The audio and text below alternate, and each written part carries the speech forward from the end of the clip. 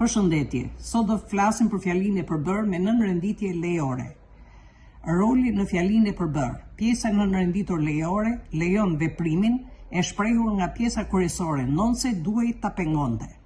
Mjetët lidhëse lidhet me pjesën kryesore me lidhëzat ndonse, megjithse, sadoqë, sidoqë, edhe sikur, edhe pse. Me ndajfolet sado, sido, kudo, tekdo, me përemrat kushdo, cilido, çfarëdo, të ndjekur nga pjesëza që. Rendi i pjesëve zakonisht qëndron para pjesës kryesore, por mund të vendoset dhe pas edhe në mes të saj. Përdorimi i presës ndahet gjithmonë në presje nga pjesa kryesore ose vihet midis dy presësh.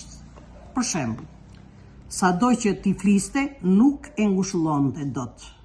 Pjesa e nënrenditur këtu është sado që ti fliste.